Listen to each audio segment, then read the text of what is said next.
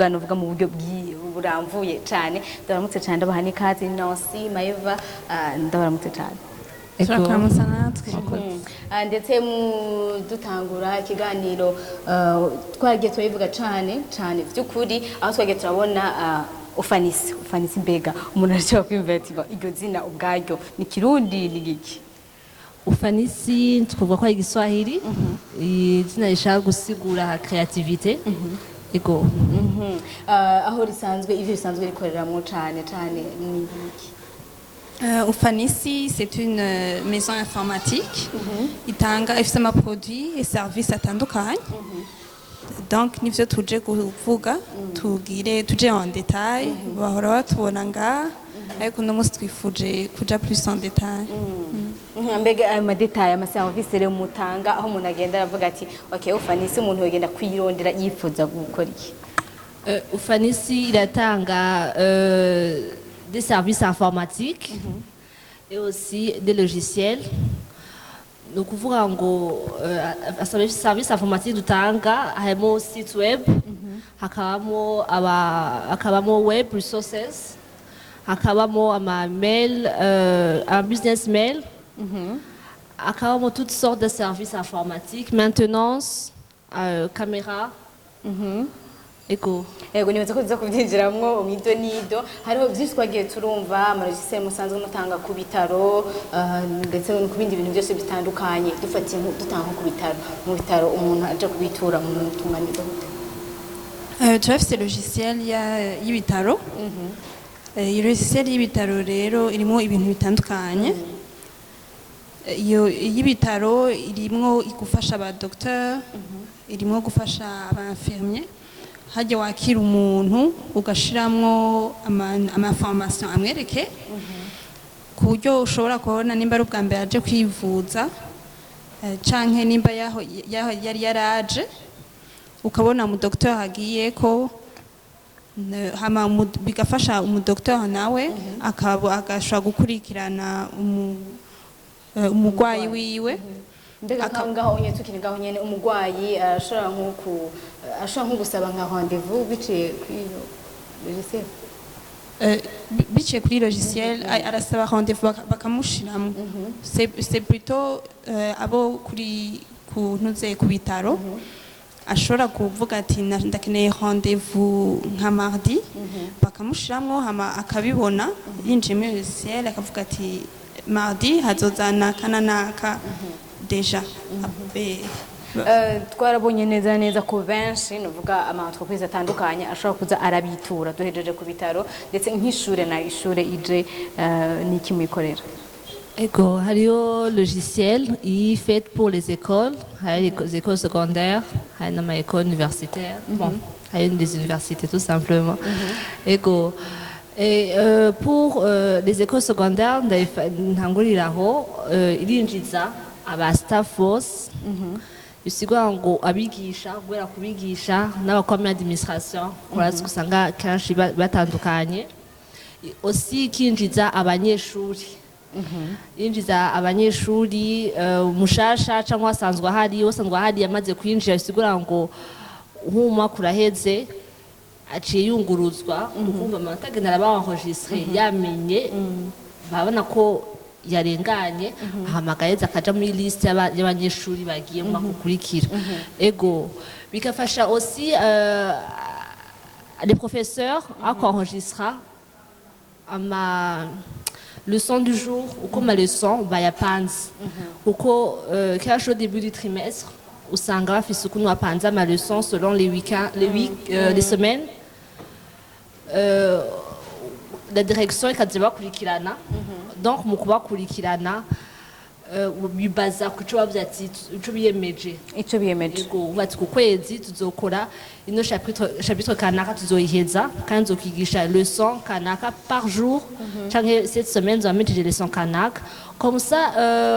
ujeje ku surveiller aba professeur agiye kwa surveiller inake juste kuja muri logiciel akara ku professeur yemeje akara ba professeur classe alimwo muri umanya kuko harimo aba professeur aba harimo aussi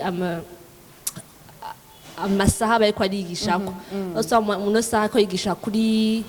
ariko yigisha muri classe kanaka usanga iyindi ariko yigisha muri classe kanaka donc usupervisa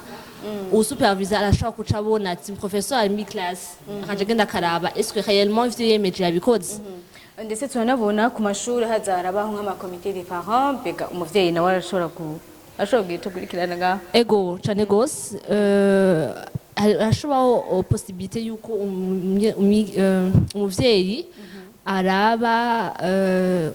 uko umwana we arakora ariko arivura ko amanota yiwe n'iki byose biraza biba birenregistre kuko umuprofesseur arinjizamo les interrogations les devoirs agaza akinjizamo aussi amanota et aussi milieu logiciel hariho no kwita ngo ama SMS aho usanga ari amanama bakaca baha abana agapapuro ati samedi muzoze mu nama y'abavyeyi ugasanga mwana yagataye cyane ntiyagashika cyane ntiyabutse kwa kwaza kwa samanta mabi ivyo cha tubikuraho c'est dit ngo la direction yandika un message unique abavyeyi bose hamuvye akabona un message ati mwana wa 9e hari inama générale avec les professeurs na les parents tel jour akaza kaza. Wow, mwumvise ivyo Ufanisi Africa ibitunganije kubijanye n'ibitaro kubijanye n'amashure ndetse aho novuga umwe wese avuga ati shaka kino kintu kizoze kirabonekamwo iki cyose kugira tuve muri vyandi vy'impapuro niko novyita gutyo kuko hari igihe usanga nka entreprise kanaka ifise ibintu impapuro biratakara no musi urabifita ejo bigatakara canke bikanyagirwa ariko ikintu uba warakoze mu buryo nk'ubwo onye n'ikintu kidapfa n'ikintu gera ubura ndetse duhejeje kujyana n'amashuri ikindi kintu nk'amarejiseri ahandi hantu mukunze kuyakorera neza twavuze ya hôpital hose pharmacie ajya ama pharmacie turafite logiciel ishobora kubafasha guklasa imiti yabo imiti yabo bakayahojistra bakabona ama date d'expiration biri muri stock à fournisseur babo. Il y a aussi le mode de paiement, il a fait ses options de comptabilité, il y a ma facture.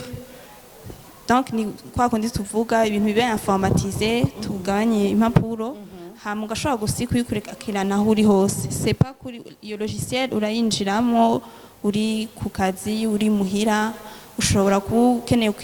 gukurikirana ibintu vyawe utari ngaha hafi mu Burundi. Cyane ngo bisaba ngo uje muri bureau wicare. Yego muri bureau. Ukashobora kukurikirana ibintu uri muhira wose. Yego. Ndetse wavuze ikintu kijanye na enregistrement y'imiti aho ushobora kubona neza ko hari imiti nka stock bifise imiti iba yarapfuye mbega nk'ingaho onye biroroha no kubona ati yarataye ronda igihe cyo gukora ni ikindi byose. Ego. Biri classé ahantu hose ukabibona ati izi zarabaye expiré canke sigiranye imiti iri mu guhera fo kongira renouvellement ya stock. Ukabibona hakiri kare kugira ntuze wihotuva ibintu vyaguheranye utabibonye. Yego. Wow, ni ibintu vyiza cyane nuvuga Ufanisi Africa isanzwe kabatunganiriza na cyane ko tubona ko benshi nuvuga amashure ibitaro bashobora kubitura bagashobora kuronka nuvuga byinshi mu rutonde mu gutondeka ibintu vyabo nk'ikindi kintu atavutse.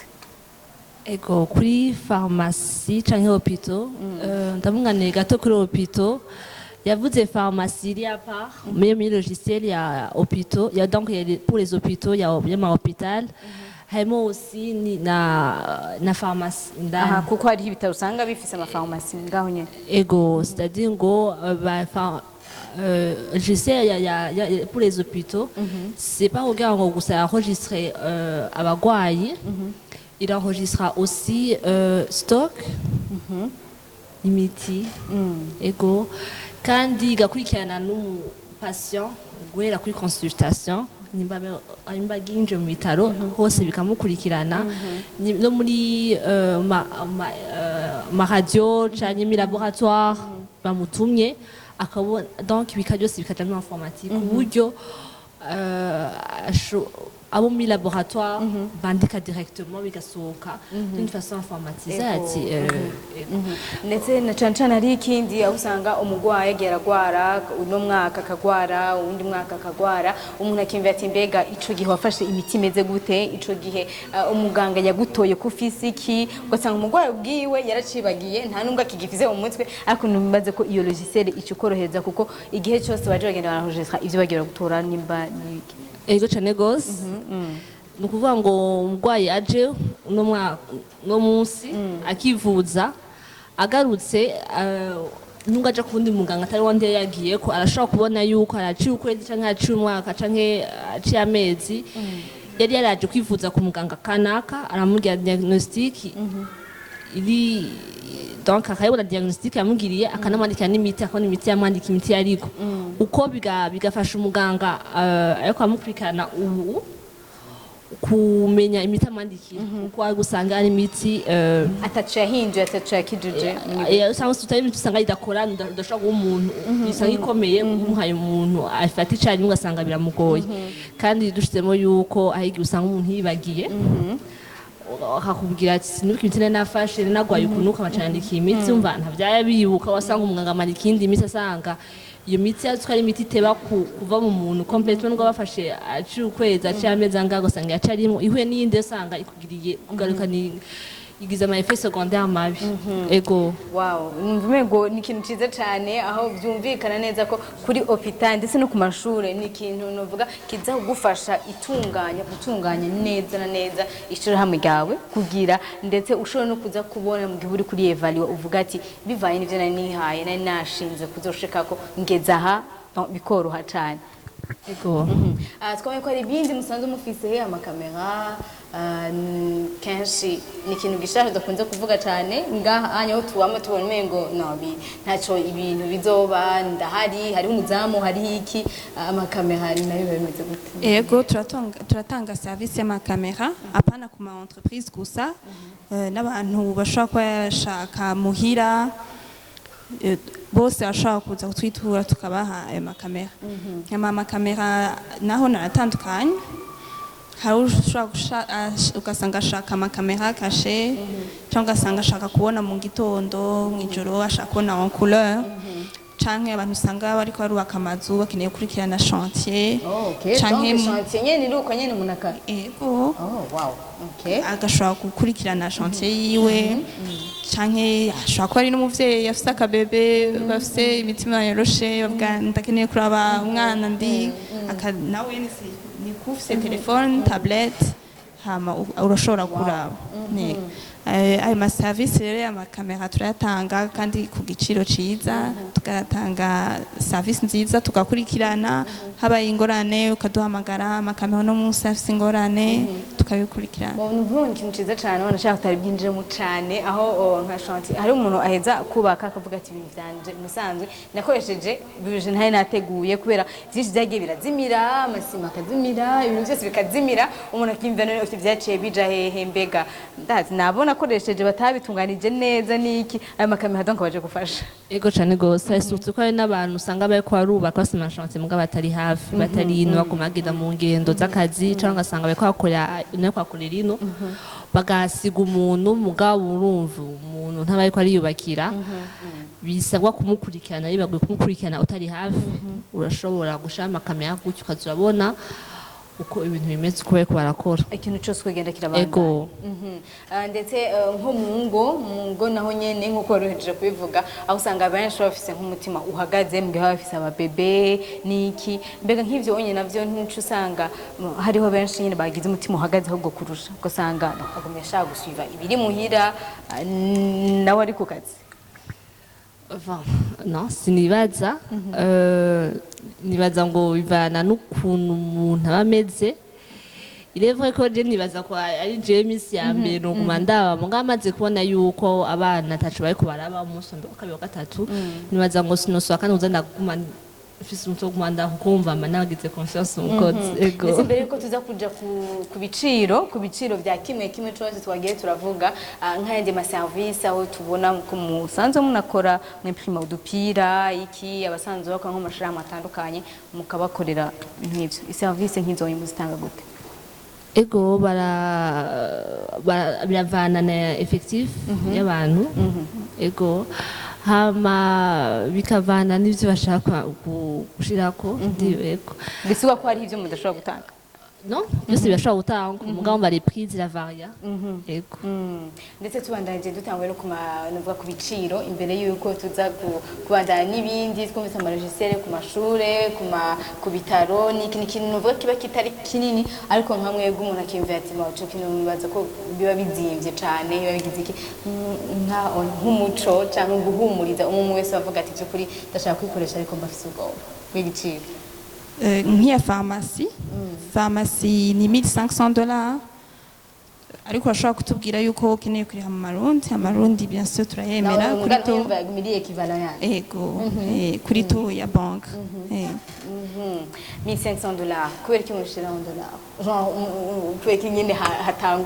hatanga kuza nyene hataje nyene des millions mu marundi ngo haza $1 ego ni kwa yuko ufanisi te mu Burundi gusa imi Afrique de l'Est imi East Africa yose hayo ufanisi Africa muri Tanzania iraye mu Uganda iraye mu Rwanda ego donc abari un prix pour ufanisi yose ahihirereye hose muga bien évidemment ufanisi ya City Solutions yo mu Burundi kwa n'abarundi bisigwa ati entreprise il faut un de nos logiciels un de nos services barapaya l'équivalent mu marundi kuko turazi yuko ya turabizi na cyane cyane ko mwavyoroheje cyane abari nuvuga kuri giciro ca banki aha nko ku y'amashure logiciel ku mashure ku mashuri iciba $2500 ego ndetse numvise ngo hari igihe bishobora koroka ukavuga ati urashobora kugira ugashanwa no bantu abanye ntumashiremwo ukagenda gukena gutya mbega naho nyene biravana igiciro gushiramo abantu ukavuga ati nk'ubu sishaka ko abavyeyi bajamwo mwiyo muri enregistrement yiyo onye abanyeshure ntibajemwo mugabo ushaka staff gusa donc bigarukire ngaha anye nyapamo yo kugabanya ukavuga ati abanye ntibarimwe mugashaka abanye bajemwo komse bigapungutsa ego amaprix tuvuze n'amaprix abari fixé c'est vrai mugabo tubagiye kukivuga gose nuko amalogiciel yacu ari personnalisable bisigwa ngo si logiciel tugurisha aho witwa ruko nyene hari gusanga harimo ibintu akeneye canke hatarimwo ivyo ukeneye ari ivyo ukeneye tutiyumviriye parce que amashuri akora gutandukanye n'ama entreprise akora gutandukanye n'ibitaro bigakora gutandukanye ego donc je dukorera ku cahier de charge je suis à cahier de charge nukuvuga ngo iyo entreprise mugiye gukorera gatuma informaticien wacu araza kukweka cahier de charge twiyumviriye mukavuga ati shira mwaka kura mwaka iki hama igice gashaka kugabanuka gishaka kuduga selon le cahier de charge l'entreprise ikeneye nko kuma kamera nkuko twebwe turayibona hari hizo mu mazu hari hizo mu entreprise zitandukanye hari ndetse izo nizo zo ku mashante kandi byose nuva bifise akamaro kadasanzwe nko ngaho onye naho umuntu cyabigura no ngaho abainformaticiens baragenda sur le lieu ari kuri yo chantier bakagira icyo novuga nka defi hama bagaheza bakagira iyo cahier de charge urashobora kuvuga ati je nkeneye kubona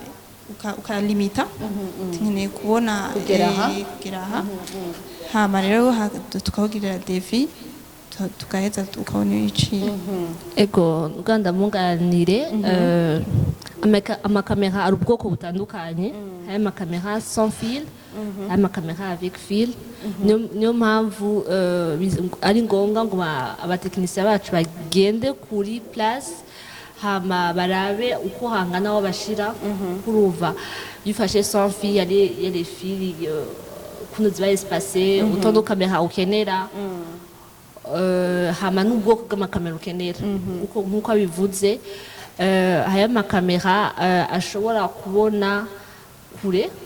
à très grande surface ngaho wumva nk'iyo ushaka kwishira mu nzu n'ubikeneye kuko urumva bishize ko ngaho ushaka juste kubona tufate na salon donc n'ubikeneye kamera ishobora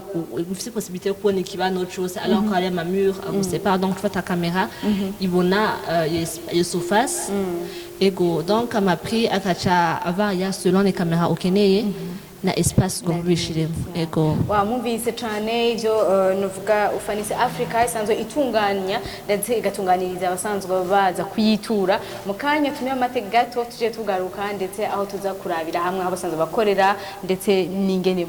mwegera ababitura.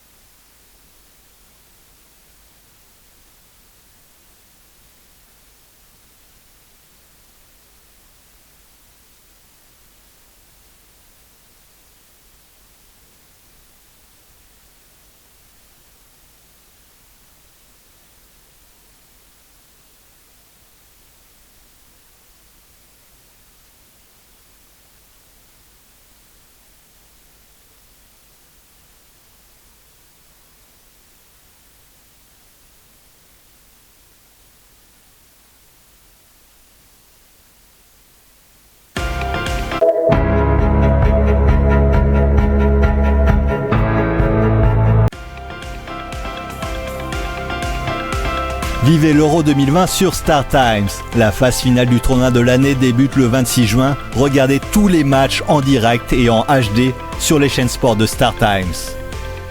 Le Portugal, champion en titre, affronte la Belgique. Clash au sommet entre Ronaldo et Lukaku le dimanche 27 juin à 19h GMT. Le lundi 28 juin, les Croates de Modric rencontrent l'Espagne à 16h GMT. Et le champion du monde, la France, est opposé à la Suisse à 19h.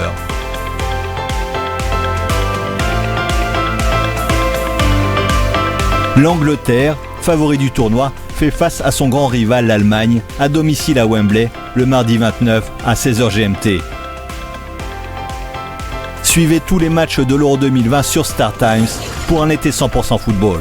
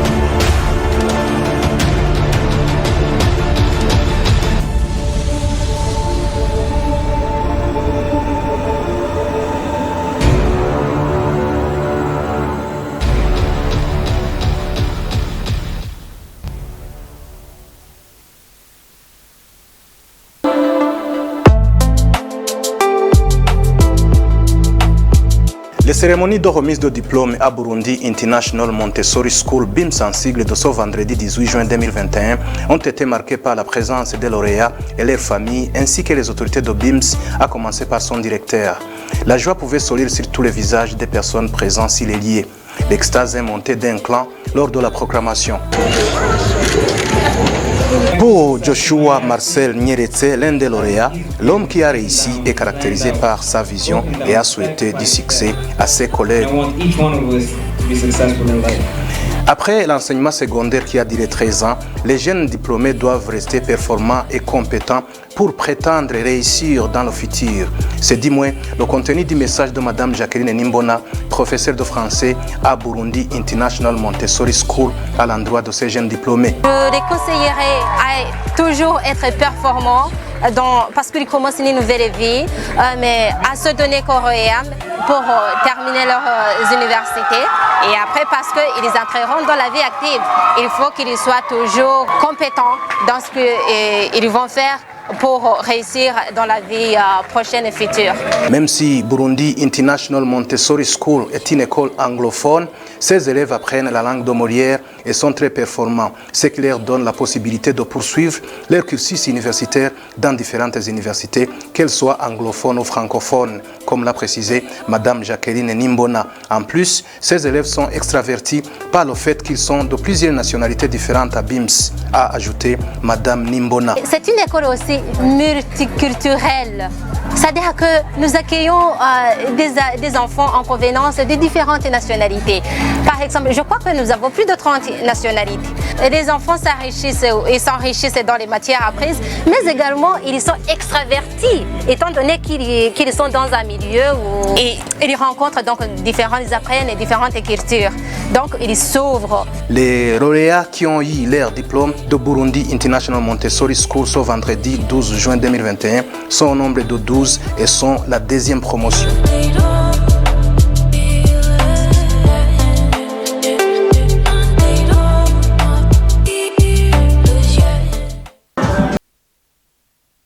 Ndani kiganiro cyacu Be Live Show nk'uko mwabibonye aho tugenda tucishamo n'amapublicité ndetse bamwe mwabo bakimva ati mbega nk'ikogwa ingene basanzwe bakora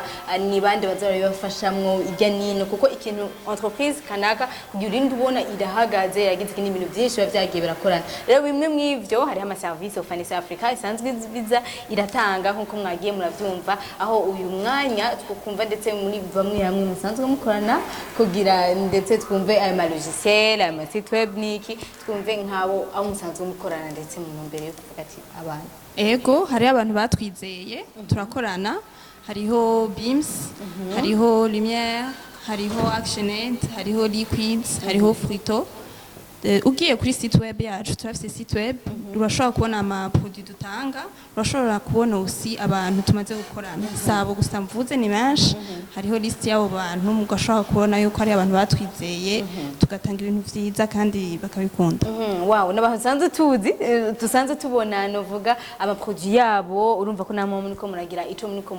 muratereramwe mwikora ryabo yingene ndetse ibintu babitunganya ndetse yavuze bamwe nkabo onye bose kuko numvise umengo ni ikintu kitoroshe gusigura logiciel ugerageje kuraba ngene ikora niki hamwe n'amantu twakwize ngaha mu Burundi sanzwe dutafise na menshi cyane mubona vyoroha mu gihe nko kubisigura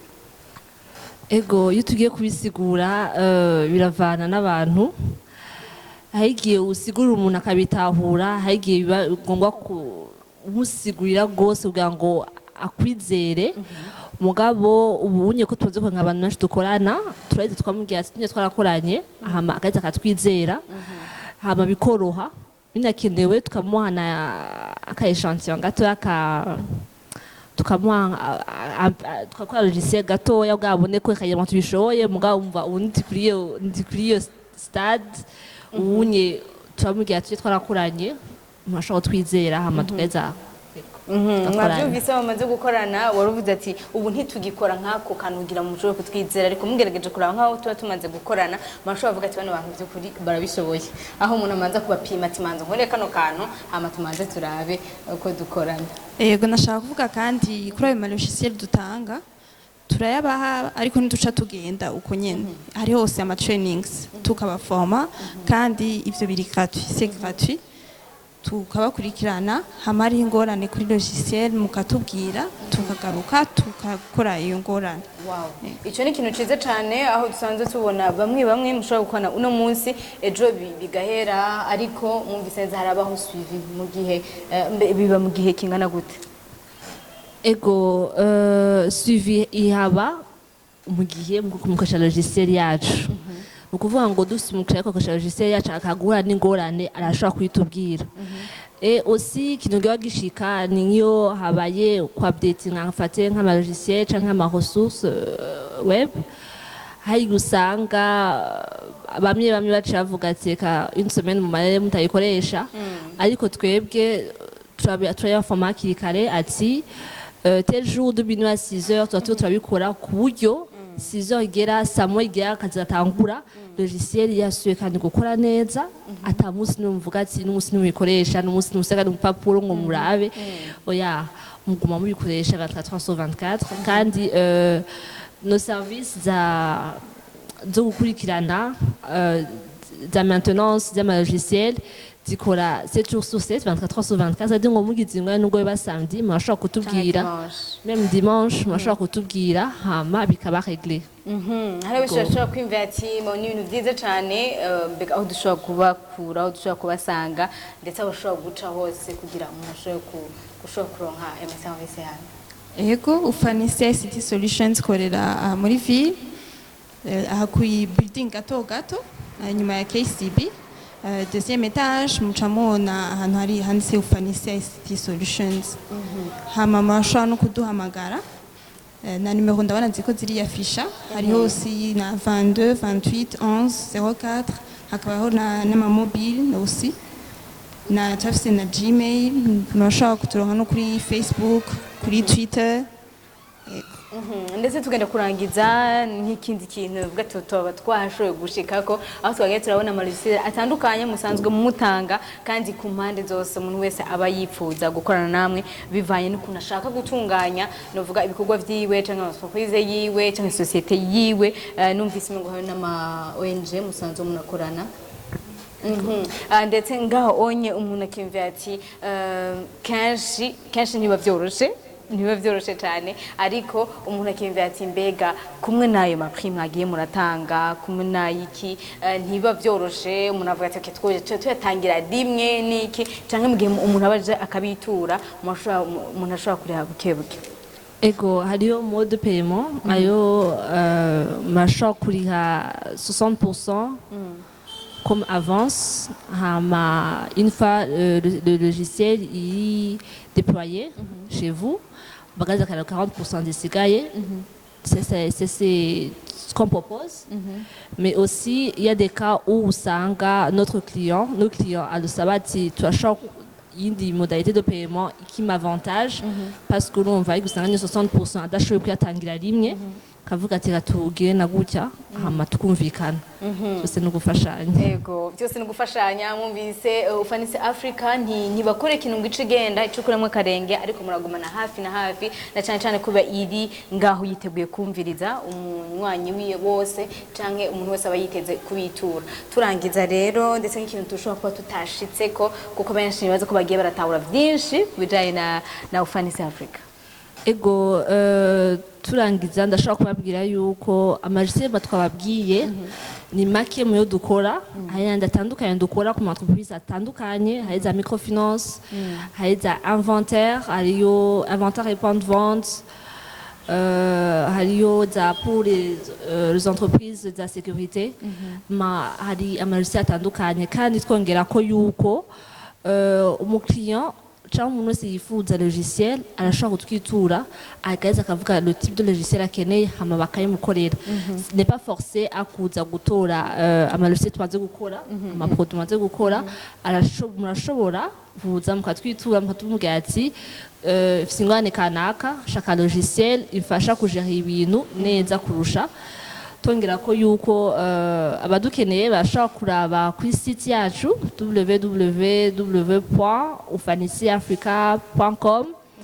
nkuko yavuze Maeva ugahita ukabona nos produits et le service que dutanga et aussi les clients tumaze gukorana ego urakoze cyane wavuze byinshi tutashoboye kuvuga ariko byinshi muri byo wavuze neza ko baragerageza bagatanga umwanya kuwe wese aba yabiyumviriye ko kugira mwebwe ubwanyu ijambo rya mbere biba riri iwanyu kugira ndetse mushobora kuvuga ati byogenda gukena gutya turangiza Maeva n'ibyo ego nashaka kuvuga aussi que turatanga ayo malogiciel tukayatanga mu mwanya ku mwanya plutôt kandi tukagira ama logiciel de qualité twemeye ko logiciel tuyikuzanira muri 3 semaines turubahiriza umwanya ukatubwira ati turakeneye muri 3 semaines tukayigushikanira muri 3 semaines si kuvuga yuko tuba twihuse nuko dufite abadevelopeur bakora ibintu bashoboye bakora ibintu bakunda kandi bakadelivra ibintu ku mwanya urakoze cyane mwumvise ko tatumwogaya muri Ufanise Africa mwumvise isanzwe ikorera muri ville muri building gato ndetse mwumvise na numero washobora guca ko mwagiye muranazibona ndetse zimaze iminsi zinaca kuri televiziyo yanyu ariyo yacu BTV Burundi ndabashimira cyane Nancy na Maeva kungera mwamaze iminsi mudusigura byinshi bitandukanye neza ko benshi bashoboye kuza baronka inyishu nkuko arico civuga ca Ufanise ego mwakoze cyane kushakira murakoze cyane namwe ndabashimiye cyane bakunzi ba BTV mwari kumwe nanje kuva kino kiganiro kigitangura aho nagiye ndakira abatumire batandukanye mwagiye muramenya ndetse byinshi bisanzwe biri kubiratunganywa ahanje tuzosubira ku munsi nk'uyu unye uheza ukwezi ndabashimira cyane kuko ngene mwama muri kumwe natwe bari mu gisagara ca Bujumbura bari mu gihugu hagati ndetse nasanze ko dukurikirana kuri Facebook ndetse no ku YouTube ndabashimira cyane mwande mukurikirana ibiganiro bya BTV Burundi murabizi neza ko tubakunda kandi tubandanya dukora na nta gihugu dushobora kubashimisha umugoroba mwiza.